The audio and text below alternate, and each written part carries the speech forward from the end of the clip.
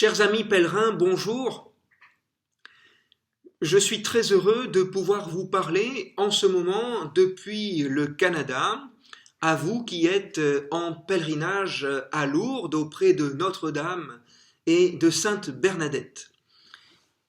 Eh bien, pour commencer, je vous propose tout simplement de faire une prière à Notre-Dame et d'invoquer son intercession. Je vous salue, Marie, pleine de grâce. Le Seigneur est avec vous.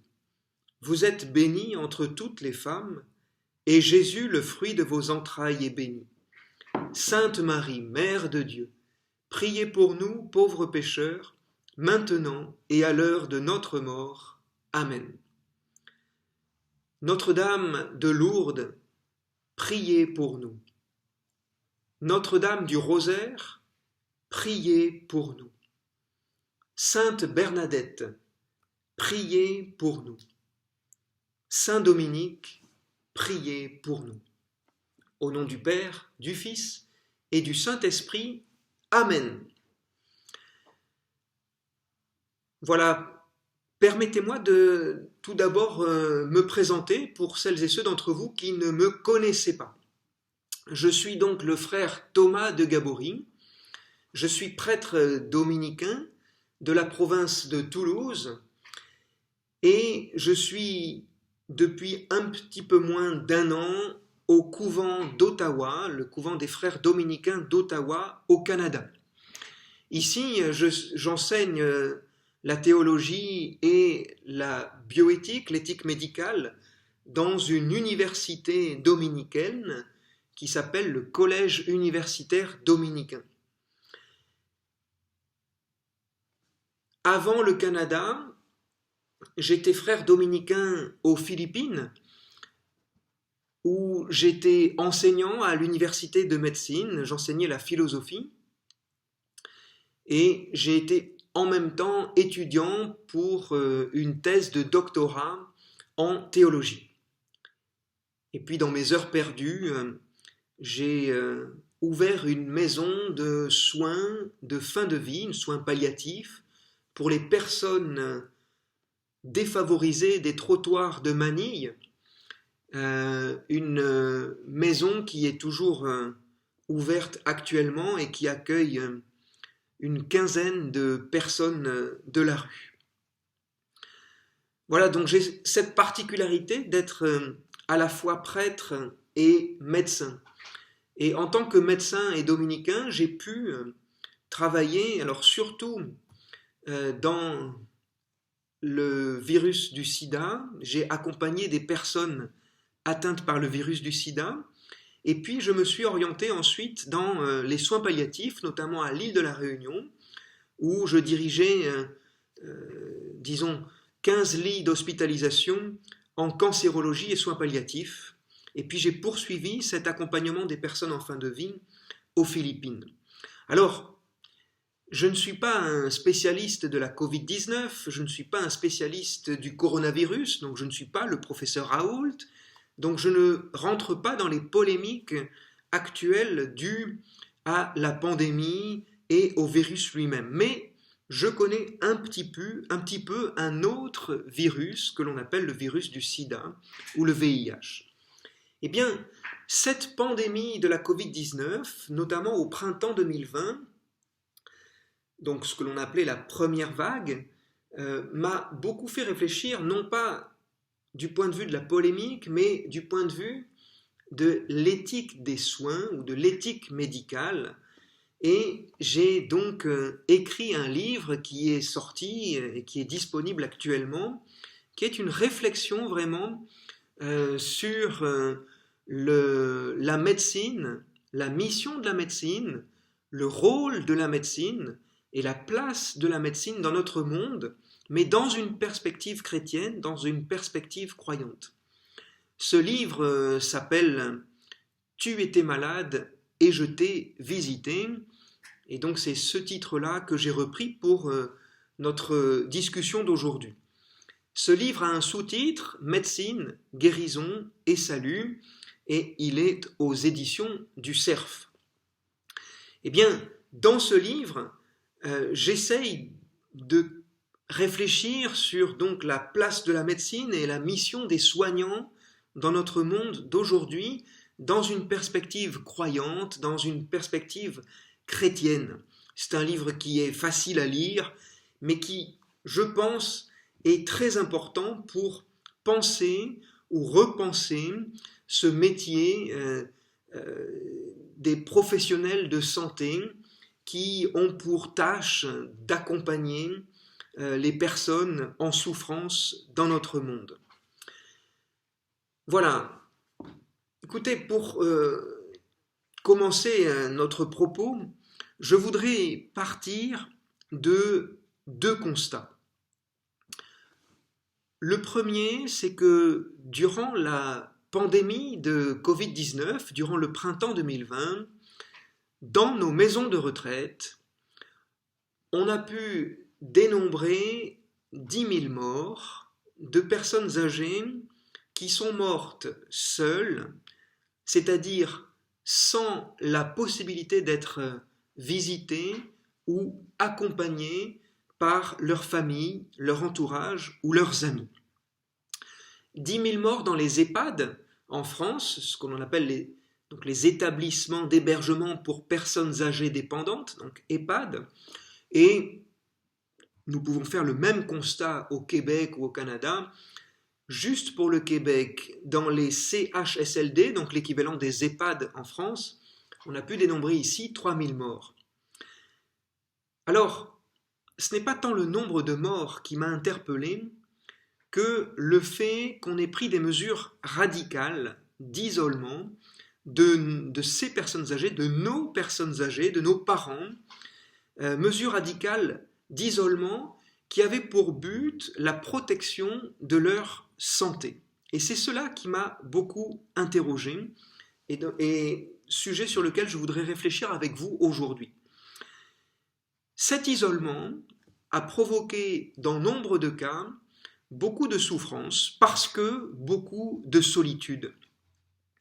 Solitude des personnes âgées, mais aussi souffrance de leur famille qui avait interdiction formelle de venir les visiter. Et ces familles se sont donc retrouvées dans une situation peut-être inédite, où il était impossible d'accompagner les leurs, soit dans leur maison de retraite, soit même jusqu'à la mort. Donc ce sont des personnes qui sont mortes sans leur famille et qui même parfois pour certaines d'entre elles ont été enterrées en l'absence de leurs proches. Souffrance des personnes âgées, souffrance de leur entourage, mais aussi souffrance des soignants eux-mêmes, des soignants qui travaillaient dans ces maisons de retraite. Soignants qui ont été dépourvus et parce que c'était une situation inédite, qui ont souvent mal vécu la solitude des personnes âgées dont elles avaient à s'occuper. Eh bien, cette souffrance des soignants, en tant que philosophe ou enseignant en éthique médicale, plutôt spécialisé dans cette réflexion sur la relation entre les soignants et les malades, les médecins et les patients, eh bien, j'ai été très interpellé par ce qui s'est passé dans nos maisons de retraite et par cette solitude des personnes âgées et cette souffrance provoquée auprès des familles et souffrance provoquée chez nos soignants eux-mêmes. C'est le premier constat que je fais. Le deuxième constat est un petit peu différent. C'est dans des foyers de vie pour personnes handicapées et notamment pour personnes handicapées mentales.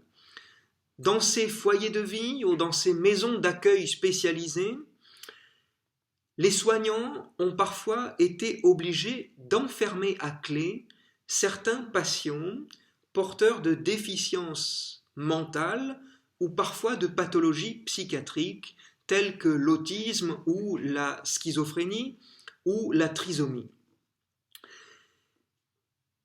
Pour ces résidents de ces centres d'accueil ou de ces foyers ou de ces maisons d'accueil, dans certains cas, certains d'entre eux étaient positifs à la Covid, donc contagieux. Donc il était évidemment nécessaire d'enfermer ces patients. Mais il était nécessaire de les enfermer à clé dans leur chambre, seuls, et cela pendant 14 jours.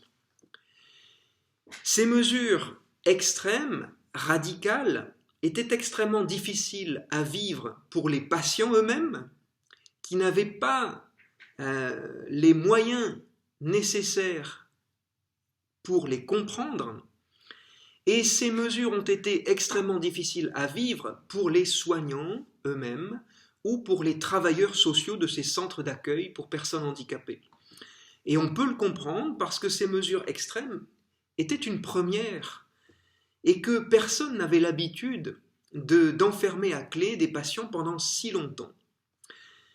Alors, ces mesures ont entraîné beaucoup de souffrance pour les résidents, ceux qui étaient enfermés, ceux qui n'étaient pas enfermés, mais qui ne comprenaient pas pourquoi certains d'entre eux l'étaient, et puis beaucoup de souffrance chez les soignants, parce qu'ils ont considéré que ces mesures d'enfermement allaient contre les valeurs qu'ils avaient l'habitude de promouvoir dans leur travail quotidien. Alors, ces deux constats, l'un en maison de retraite, l'autre en centre d'accueil pour personnes handicapées ou porteuses de handicap ou porteuses de pathologies psychiatriques, sont des constats qui doivent nous amener aujourd'hui, alors que nous ne sommes plus dans une situation d'urgence, à réfléchir comme croyants, comme chrétiens, mais aussi comme simples hommes et femmes, je dirais, avec notre humanité. Comme chrétiens, nous avons ce devoir de réfléchir et de savoir ce que nous ferions aujourd'hui si une telle situation venait à se reproduire. Comme chrétien, j'ai souvent eu pendant cette pandémie du printemps 2020 ce verset de Saint Matthieu chapitre 25 où le Christ nous dit « J'étais malade et vous m'avez visité ». Eh bien, pendant la pandémie, je n'étais pas malade. Alors, c'est pour cela que j'ai choisi pour mon livre qui sort actuellement aux éditions du Cerf, d'inverser le verset de Saint Matthieu et de dire, alors ici au Canada on tutoie beaucoup, on tutoie très facilement, alors j'ai changé les versets de Saint Matthieu, j'ai changé le vouvoiement en tutoiement, et on en arrive donc à ce titre du livre, « Tu étais malade et je t'ai visité ». Car le Christ nous appelle à ne pas laisser un malade dans la solitude, ni d'isoler un malade. Et donc, tu étais malade et je t'ai visité. Voilà la valeur défendue par l'Évangile. Voilà une valeur évangélique. D'aller à la rencontre de celle ou de celui qui est malade. D'aller à la rencontre de celle ou de celui qui est seul, pour éviter justement que la maladie ne l'amène à la solitude. Parce qu'il n'y a pas de pire souffrance que l'isolement, et j'allais dire la solitude est pire souffrance que la maladie elle-même. Eh bien, durant la pandémie et durant les moments les plus forts de la pandémie, à cause des mesures d'isolement et même parfois d'enfermement des malades eux-mêmes dans leur chambre, nous ne pouvions plus dire « tu étais malade et je t'ai visité ». Mais nous disions à ce moment-là « tu étais malade, mais je n'ai pas pu te visiter ».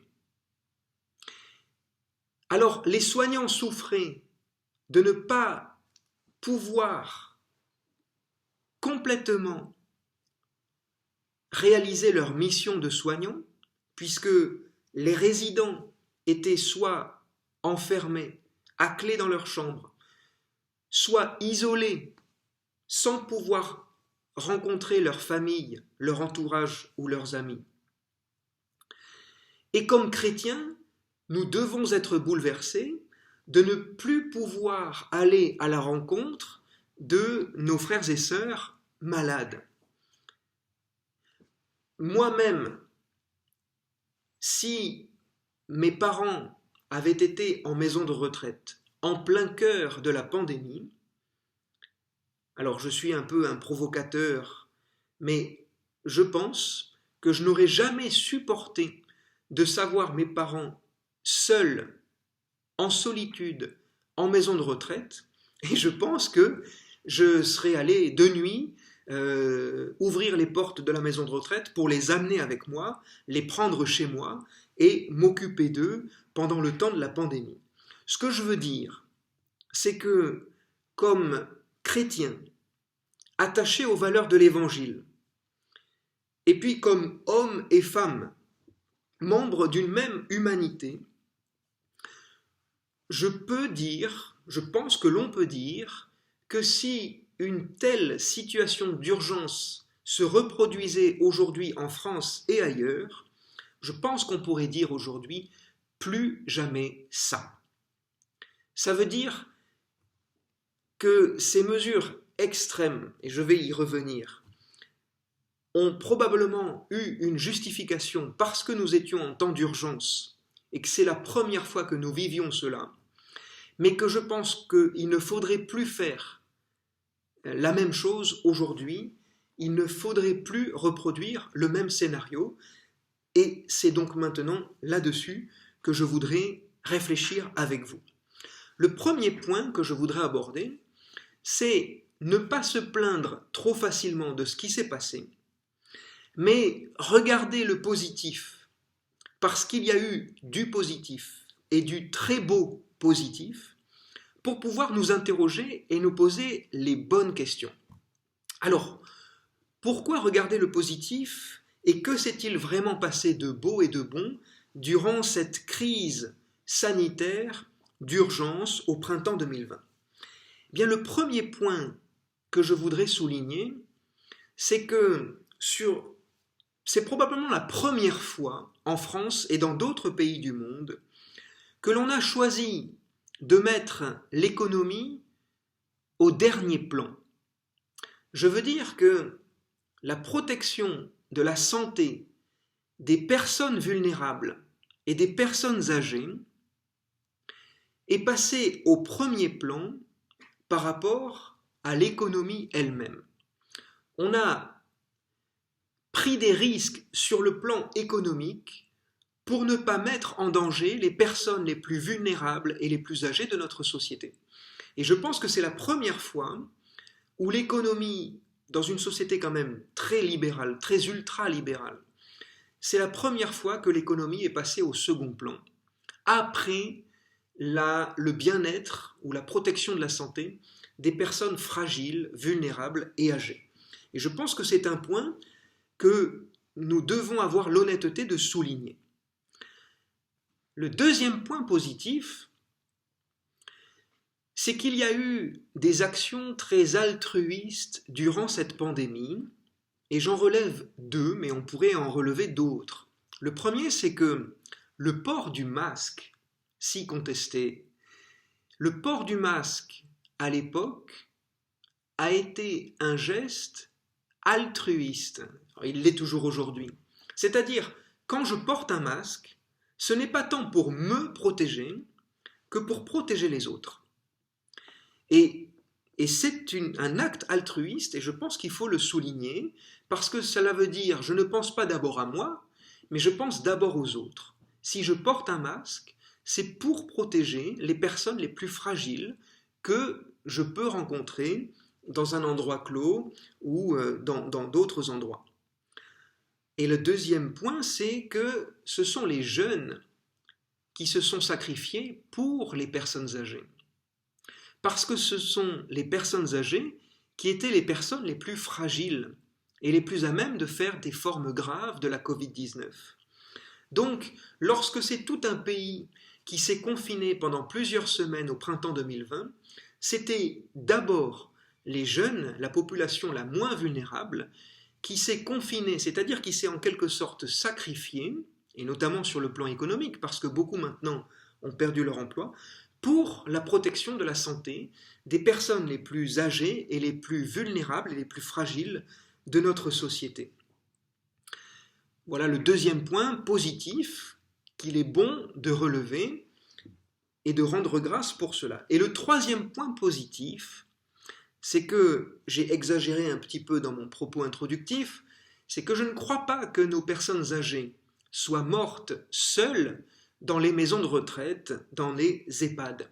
Non, parce que justement, le personnel soignant était là, au moment le plus fort de la crise, dans les maisons de retraite. Alors certains personnels soignants ont décidé de se confiner dans les maisons de retraite au moment de la crise d'urgence et de l'isolement et du confinement le plus strict en France.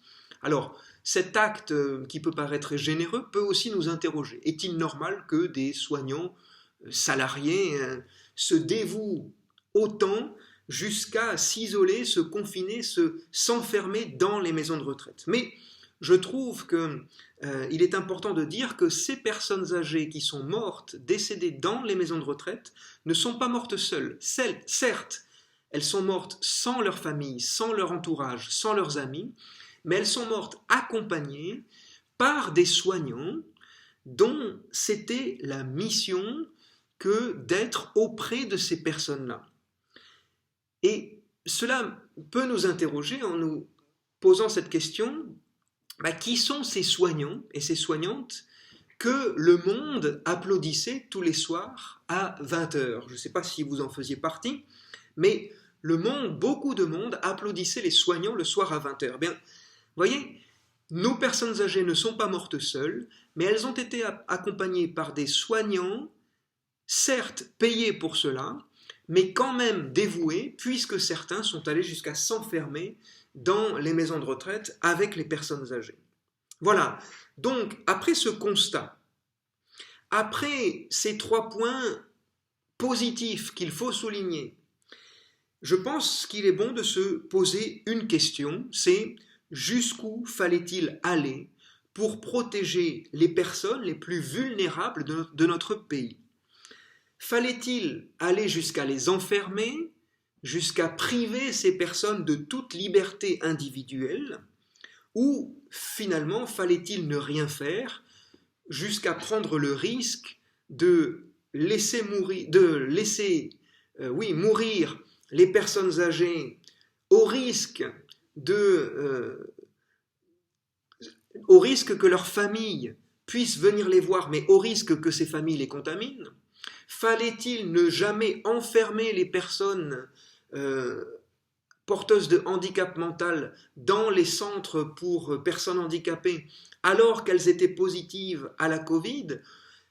C'est cette question que je voudrais me poser maintenant. Jusqu'où fallait-il aller?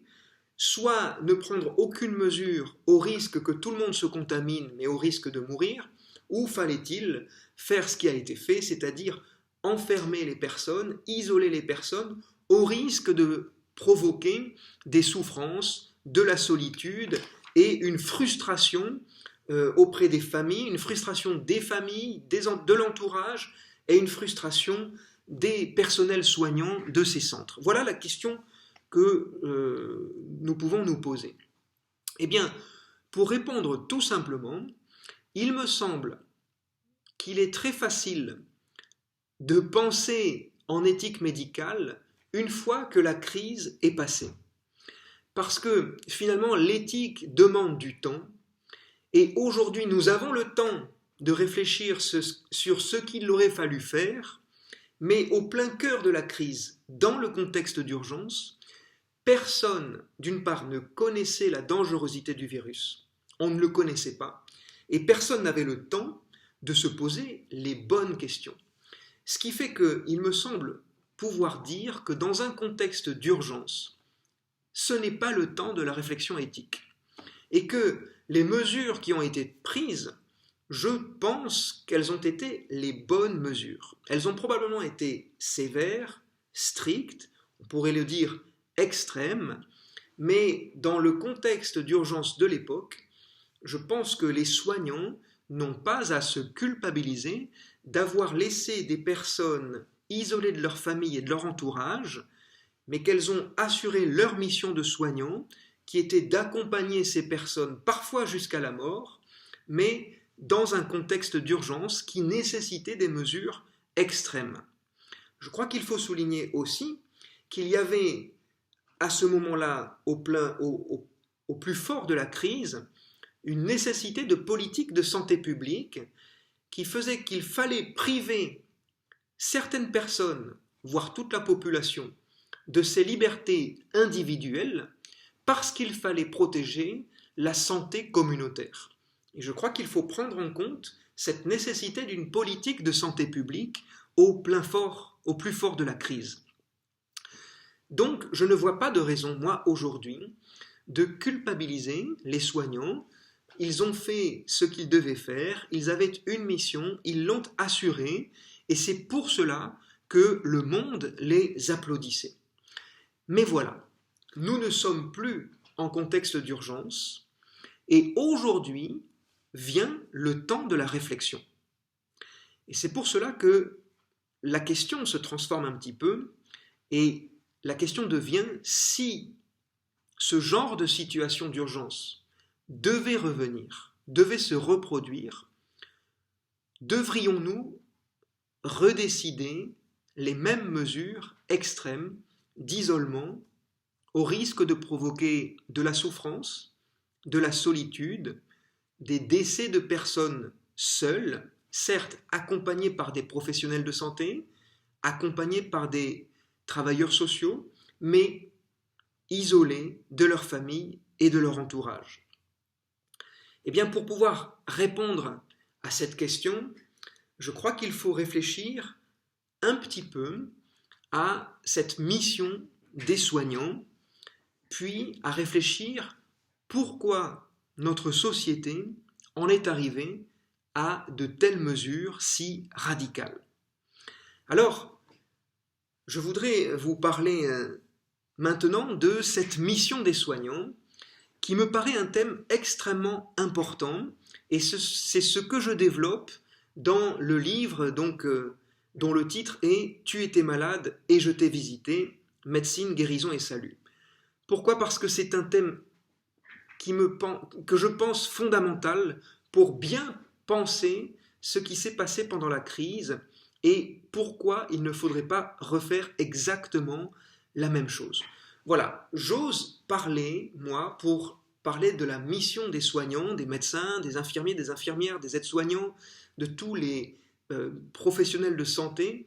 J'ose parler d'une mission reçue, c'est-à-dire d'une vocation. Alors c'est un terme qui peut être provocateur, j'aime bien parler d'une provocation, lorsqu'on parle de vocation médicale, mais je crois que c'est la parabole du bon samaritain dans l'Évangile qui nous explique au mieux quelle est cette vocation des soignants et des professionnels de santé. La parabole du bon samaritain, c'est un homme blessé, laissé à demi-mort sur le chemin entre Jéricho et Jérusalem. Et un samaritain, il n'est pas dit dans l'Évangile qu'il est bon, mais c'est nous qui l'appelons bon, un samaritain passe par là, un samaritain c'est un étranger, qui voit cet homme laissé à demi-mort et qui ne reste pas insensible à la vision de cet homme souffrant, gisant par terre.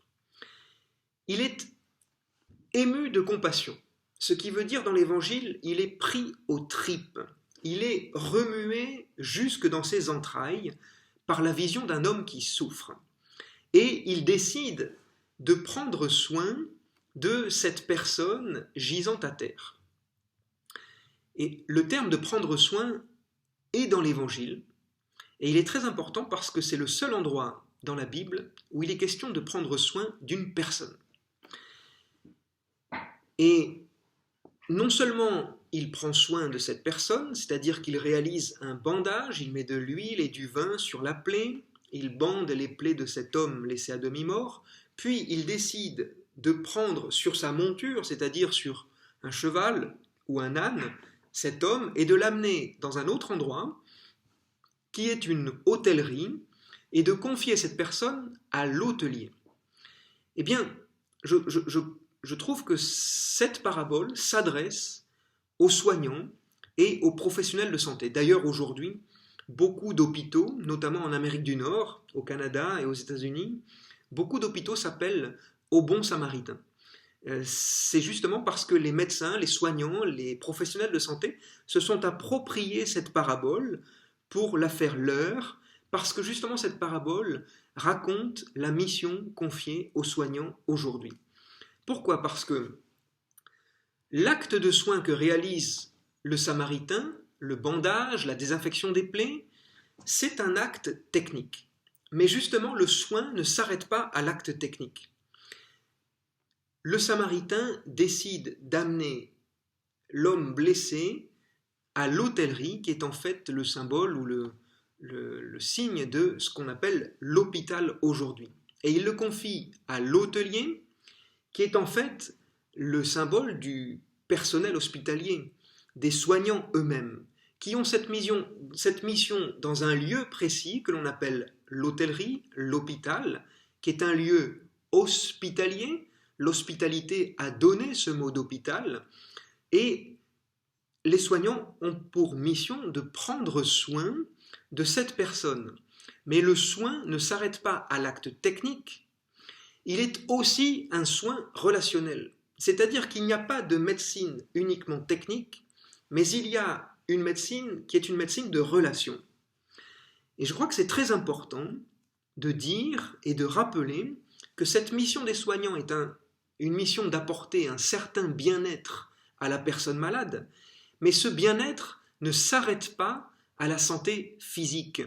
C'est-à-dire que l'acte de désinfecter des plaies, l'acte de bander des plaies, c'est-à-dire l'acte technique médical, l'acte purement technique, n'est pas suffisant pour accomplir une médecine humaine et vraiment soignante. C'est-à-dire l'acte de soin doit se poursuivre, doit se continuer par un acte de relation. En fait, la relation fait partie de l'acte de soin. Et la relation est déjà, en quelque sorte, un soin. Eh bien, dans la parabole du bon samaritain, c'est tout à fait frappant de voir que le soin est constitué d'un acte technique et d'une relation, d'un lien social entre une personne qui soigne et une personne qui est soignée.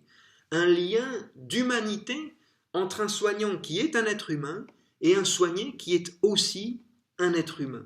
Eh bien, je pense que c'est très important d'insister sur une médecine qui n'est pas uniquement une médecine technique, mais qui doit être aussi une médecine de relation entre des êtres humains. La santé du corps ne peut pas être l'unique but des soins. Mais si je définis aujourd'hui avec vous la mission des soignants, la mission des professionnels de santé, c'est pour dire aussi que la mission n'est pas une mission impossible. Ça veut dire qu'il est impossible pour des soignants de donner plus que ce qu'ils sont prêts à donner.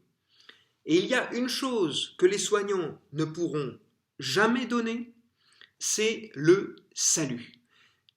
Je crois que c'est très important. Ça veut dire, les soignants ne sont pas des sauveurs. Vous savez, lorsque parfois un malade se réveille après plusieurs semaines de coma en réanimation, après plusieurs jours de réveil, il s'adresse à son médecin en disant « Docteur, vous m'avez sauvé la vie, vous êtes mon sauveur ». C'est une façon de parler d'un réveil après plusieurs semaines de coma qui est un phénomène spectaculaire. Et on fait référence au salut, le fait qu'il y ait un sauveur, parce qu'il y a eu une approche de la mort sans que ce soit la mort elle-même. Donc il ne s'agit pas en réalité de salut. Les médecins, les soignants ne sont pas des sauveurs. Ils sont au mieux des sauveteurs, mais ils ne sont pas des sauveurs.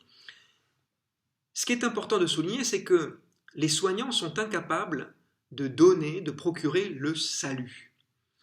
Mais justement, ils peuvent donner la santé. La santé ne s'arrête pas à la santé du corps, mais la santé est un certain bien-être global de la personne humaine qui a besoin d'une relation avec l'autre pour être dans un certain bien-être. Mais les soignants ne peuvent pas donner le salut parce qu'ils ne sont pas des sauveurs. Et nous savons, nous chrétiens, qu'il n'y a que le Christ qui est à la fois le salut et le seul sauveur. Eh bien, pourquoi notre monde aujourd'hui a pris des mesures aussi radicales sous le prétexte de protéger la santé des personnes âgées et des personnes vulnérables? Eh bien, je crois que c'est parce qu'on confond la santé et le salut. Il y a une incompréhension de cette différence, même s'il y a des liens entre les deux concepts, mais entre la santé et le salut. Eh bien, dans un pays, dans une société, dans une culture qui ne croit plus en Dieu, dans une société qui ne croit plus dans cette notion fondamentale de salut, la santé du corps devient le seul salut qu'une personne peut espérer. Et lorsqu'on n'espère plus que la santé comme notre seul salut possible, eh bien on demande à la médecine de nous donner le salut, alors que la médecine est incapable de donner ce salut. Lorsque nous n'avons plus l'espérance d'un salut, c'est-à-dire d'une vie éternelle, donnée par grâce de Dieu, par grâce du Christ, lorsque nous ne croyons plus à un salut possible, eh bien le seul espoir que l'on peut avoir sur terre, c'est d'avoir la meilleure santé possible, le plus longtemps possible. Eh bien, le fait qu'on ait pris des mesures aussi radicales pour protéger la santé des personnes âgées, ce qui était un bel objectif, eh bien, nous ont amenés à prendre des mesures extrêmes, radicales, d'isolement, au risque de la solitude, au risque de rompre un lien social pourtant si important pour le bien-être de nos personnes âgées et le bien-être de nos personnes vulnérables. C'était un objectif tout à fait louable, mais les mesures me paraissent, moi, aujourd'hui, trop radicales, parce que cela cache finalement une certaine désespérance. Lorsqu'on n'a plus l'espérance du salut, le seul espoir qui nous reste, c'est la santé. Eh bien, lorsqu'on veut protéger la santé à tout prix, même au risque d'une solitude effrayante et d'une mort dans la solitude, eh bien cela montre que notre société ne croit plus en Dieu et n'accepte plus la finitude de l'être humain, c'est-à-dire le fait que nous soyons des mortels, des êtres mortels. Alors je ne veux pas dire qu'accepter notre finitude humaine doit nous conduire à prendre des risques inconsidérés, mettant en danger la santé de nos personnes âgées et de nos personnes les plus vulnérables, mais je dis que nier la mort, nier notre mortalité, nier notre finitude, nous conduit à prendre des mesures trop radicales de protection de la santé à tout prix, quitte à engendrer, à entraîner des souffrances qui me paraissent inhumaines et une solitude qui me paraît inhumaine. Voilà, je pense, la raison la plus profonde à cette folie hygiéniste que nous pouvons constater à certains endroits, c'est confondre la santé et le salut. Lorsque nous ne croyons plus dans le salut, eh bien nous mettons toute notre énergie pour préserver la santé à tout prix. Mais cela dénote finalement un refus de notre finitude et de notre condition humaine d'être mortel. Voilà ce que je crois que la foi chrétienne peut apporter de réflexion à notre monde d'aujourd'hui. Une société qui nie la mort, qui refuse la mortalité, qui refuse la finitude, en arrive à des décisions extrêmes pour protéger à tout prix la santé, qu'elle réduit à un concept de santé du corps, alors que la santé, c'est-à-dire le bien-être de la personne humaine, nécessite absolument une relation, un lien social. Alors j'en arrive à mon dernier point, c'est-à-dire Que faudrait-il faire aujourd'hui si une telle situation venait à se reproduire? Eh bien, le premier point, c'est de dire qu'il paraît inhumain aujourd'hui de continuer à obliger à la solitude. Et donc, je pense qu'il ne faudrait pas refaire la même chose. Les contraintes d'isolement exigent en fait un surcroît d'imagination pour maintenir la relation humaine, un surcroît d'inventivité pour maintenir la relation humaine. Parce que, soyons clairs, les mesures d'isolement, surtout pour des personnes porteuses du virus, les fameuses personnes qui étaient enfermées à clé dans leur chambre parce qu'elles étaient contagieuses, parce qu'elles étaient porteuses du virus, évidemment qu'il faut les isoler pour ne pas contaminer à la fois le personnel et les autres résidents.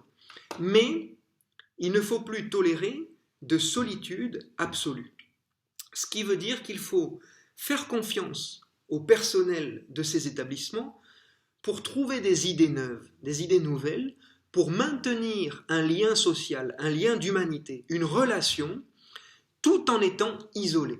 Et voilà pourquoi il faut trouver un juste équilibre entre la privation de liberté individuelle et la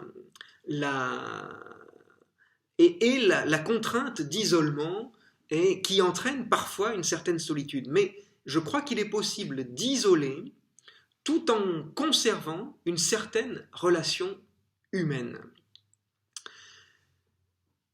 Alors, je propose donc que l'objectif soit de faire confiance aux professionnels de santé et aux travailleurs sociaux en leur donnant une certaine marge de manœuvre dans leurs soins.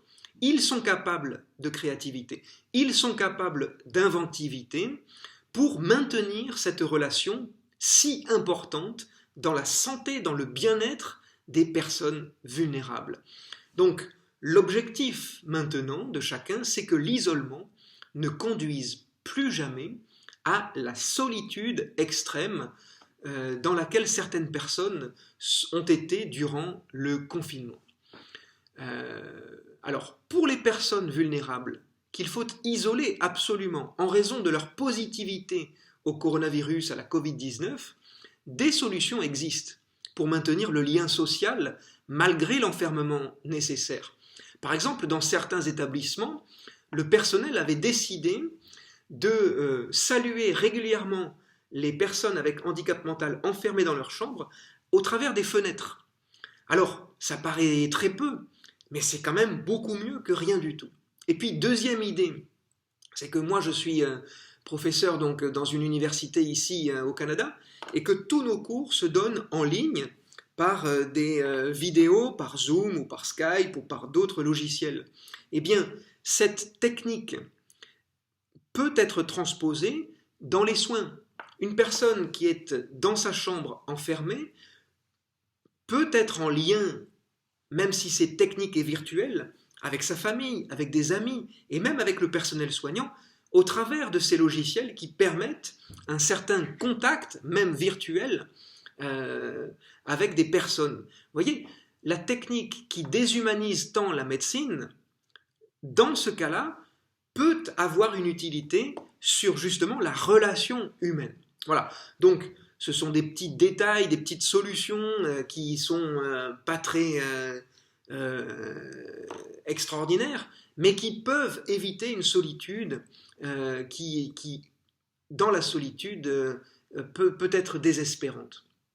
Alors, pour les personnes vulnérables, qui ne sont pas contagieuses, qui ne sont pas contaminantes, je crois que des solutions de maintien de la relation humaine peuvent être trouvées, mais je crois surtout qu'il est très important d'inclure ces personnes dans les décisions.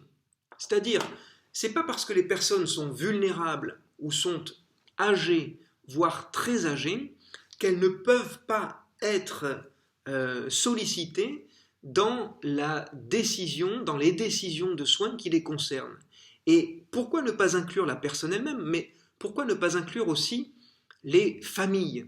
certaines personnes sont tout à fait lucides sur leur finitude, sur leur mortalité, et ne nient pas leur mort qui s'en vient. Il y en a. Alors pourquoi empêcher ces personnes âgées qui accepteraient de prendre un risque mesuré et librement consenti, mais un risque quand même, de vivre les dernières joies de leur vie entourés par leurs enfants et petits-enfants, ou même par leurs amis. Pourquoi ne pas leur demander tout simplement ce qu'elles préfèrent?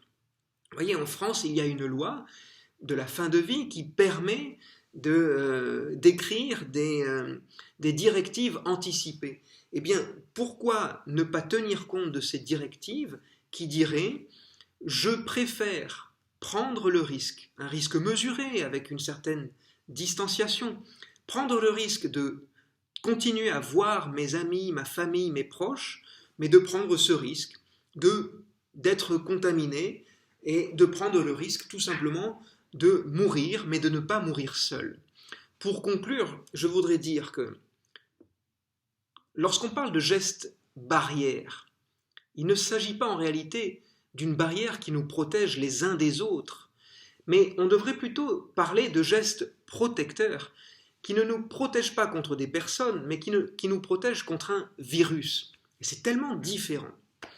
Je pense qu'il ne faudrait pas parler de distanciation sociale qui nous sépare les uns des autres et qui finalement provoque des solitudes malheureuses. Mais nous devrions plutôt parler d'une distanciation physique.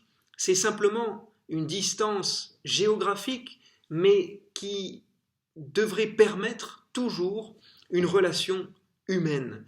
La seule question sur laquelle je voudrais vous laisser, c'est une vie sans relation serait-elle encore une vie humaine? Eh bien, je vous remercie pour votre présence aujourd'hui et je vous souhaite à toutes et à tous un bon pèlerinage à Lourdes et j'espère vous retrouver bientôt. Voilà, bonne fin de journée et bon pèlerinage à chacun et à chacune. À bientôt.